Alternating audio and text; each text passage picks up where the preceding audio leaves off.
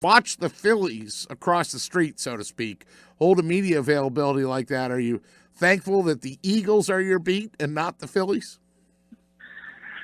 Well, no, not necessarily. I mean, dysfunction is good for a beat, so we just root for good stories. So, well, most of us, some of us are cheerleaders now. Things have changed so drastically in the media landscape, like a lot of things. But you're generally old school reporters are just rooting for a good story. So, things that make news are interesting, and that was pretty interesting. I say all the time, it's not what you say, it's what you do. Don't watch what a team says, watch what they do. John Middleton's clearly not used to being in that type of situation, and the press conference came away terribly. But I don't think it's that big of a deal unless it's backed up by incompetence. And the Phillies haven't been good. We all understand that since the one run, which was tremendous. So I think it's valid to point out criticisms of that organization. But I'm not a big press conference guy. I say all the time, if press conferences mean anything, Chip Kelly would still be here, and he would be a superstar in the coaching profession because he won every one. And people made fun of Doug Peterson when he got here because of the way he handled press conferences. One guy called him a ficus plant. Another made fun of his inability to, put together coherent thoughts at the drop of a dime. But he's turned out to be a pretty good coach, and I think it says something about you when you prepare for a press conference like Chip would do with the quips and the wisdom. Right. Well, that's taken away from what you're supposed to be doing, which is coaching the football team. Exactly. John McMullen with us here on a Saturday. I will say this. You said ficus. So, Middleton says, I'm not a potted plant. That was a good line out of yesterday. The fact that Andy McPhail felt the need to go back and sort of clarify his comments, I just thought to myself, dude, you still don't understand the Philly market. I mean, if this is a market, and I'll take it to football, where Ricky Waters said, for what, for who, I don't care about the context. Of course, they're going to boil it down to whatever sells the most newspapers, or in this day and age gets the most clicks, or drives a segment of talk radio. That when you say, if we don't, we don't, that's going to move. Yeah, I agree. You do have to understand that, and I think you have to understand both sides of the fence. Look, you have to pay lip service to your customers, as they used the term yesterday. There's no question about that, but the old adage in sports is if you listen to the fans, you'll soon be sitting with them if you're a coach or a GM. So you have to understand that as well. There's a public relations aspect to it, and you have to spin your moves, but you have to have a clear, defined plan behind the scenes, and you can't be swayed by public sentiment because the public doesn't know everything that it's supposed to know. They don't understand the intricacies of the sport.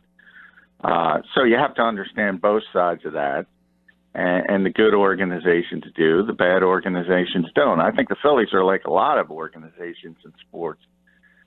They're not terrible, but they're not good either. They're just mediocre, and that's kind of what you have. Yep, sitting in the middle is no fun. Well, the Eagles are off to a 3-2 start now after a couple of speed bumps in the road to start the season. They've actually picked up a little momentum, and yet now they have to go for this three-game tough road stretch. And you talk about old school journalism versus new school journalism. I know you are old school, and I especially love when pieces come up on 97.3 ESPN.com with headlines like this, reading the tea leaves. Your lead right there is like, look, they don't show us much. Like, as soon as they run anything that looks like a play, individual, they blow the horn and you're out of there, right? So in this case, you actually write about picking up some maybe strategy of how the Eagles are going to take on the Vikings. And what did you learn? What did you gain? Well, when we're in there Wednesday, which is the biggest practice day of the week, you have the red penny jerseys, as they call them, for the opposition.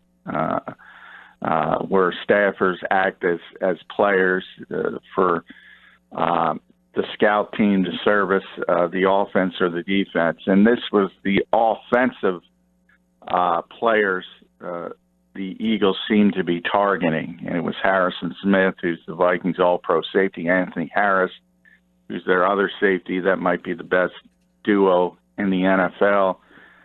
J-Ron Curse, who was their big nickel, is an extra safety who plays nickel corner when teams use 12 personnel, which the Eagles are going to use with Zach Ertz and Dallas Goedert. And also Eric Kendricks, who is younger brother of Michael Kendricks, people will remember, and has turned out to be one of the better three-down linebackers in the NFL. So those are the guys the Eagles seem to be focused on, and that tells you a couple things. It tells you the passing game is going to be big. Miles Sanders out of the backfield, I think, is going to be big. In the tight end, Zach Ertz and Dallas Goedert are going to be a big part of the game plan. Yeah, great stuff out of you for that, too. I mean, that's the kind of content that, as your average fan, you're not going to know that during the week unless you have somebody that's at the NovaCare complex, such as yourself. And then you also get to go and sort of, stand right in front of a player and try to get something out of them. And it's always an art form to whether or not they're going to reveal anything or not. And, of course, once again, we have a narrative this week of a player that was on one team and now is on the other team. How much are you really going to learn? I'm talking about Andrew Sendejo. Yeah, a little bit different this week. That kind of stuff usually is overrated.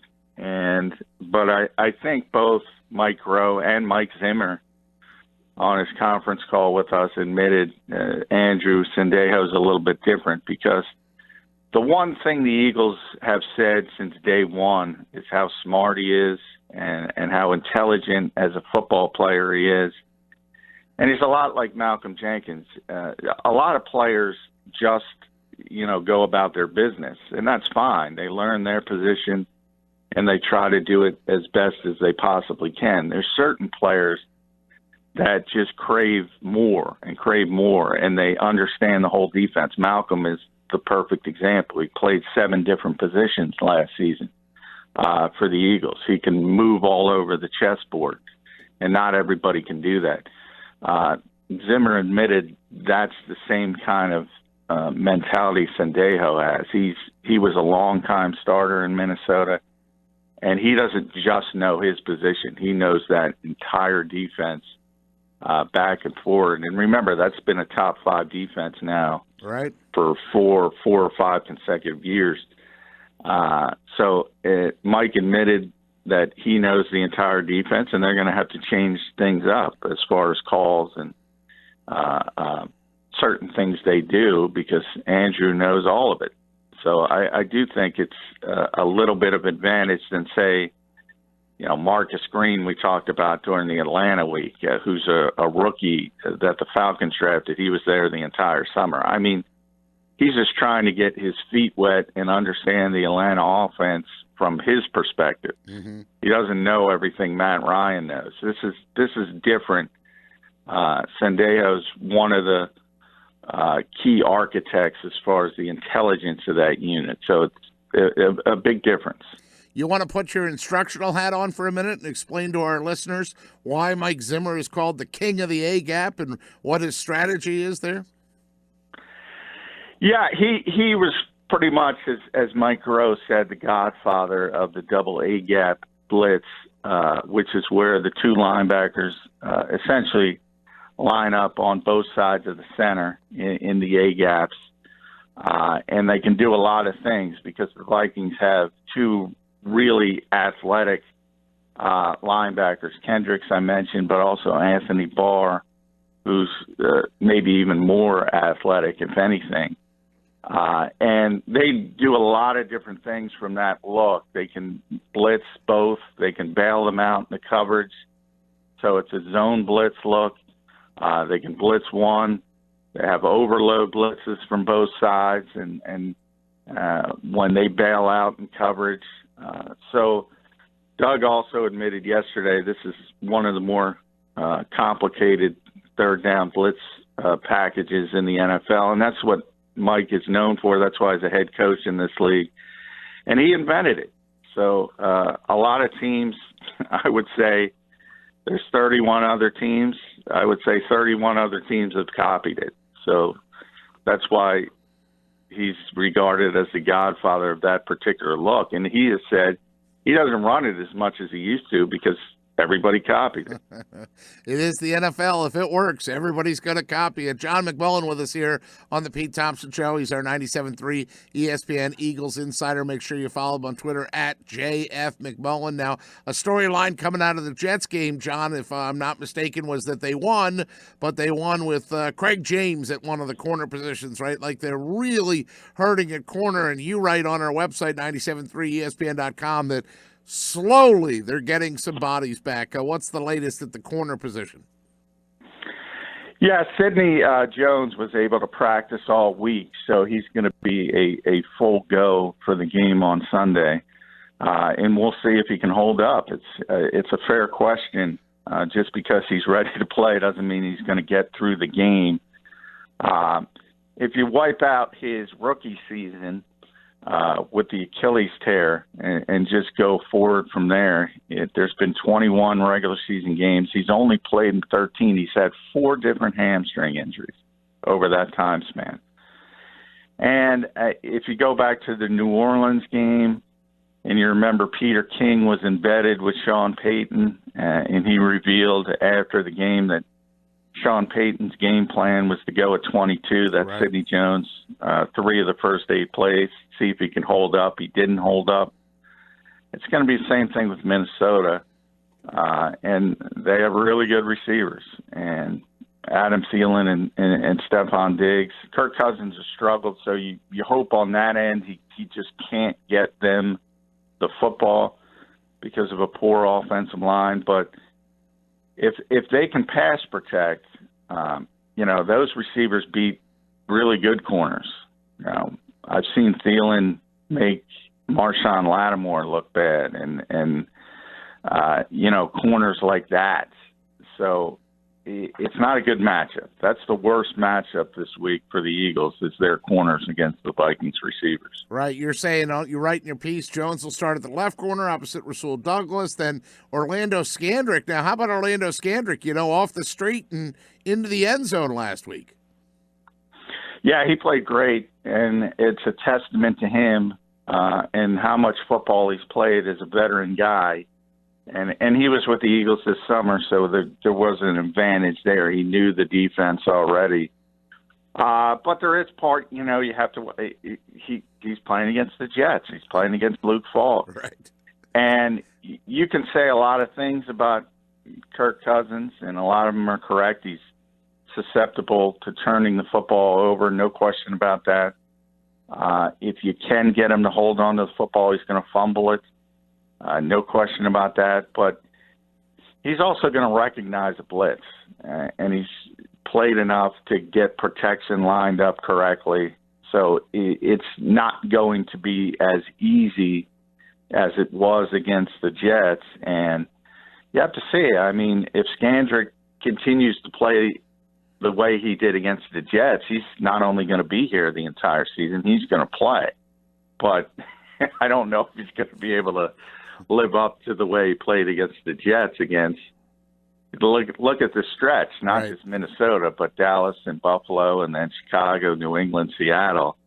That's a big uptick in competition. Yep, no little sisters of the poor in the next 4 or 5 games for the Eagles for sure. College game day today, John, is in Baton Rouge for LSU. LSU is the home team against the Gators. The Eagles are hoping that an LSU alum comes back and helps them out pretty soon. Yeah, Jalen Mills is eligible to come off the PUP list next week.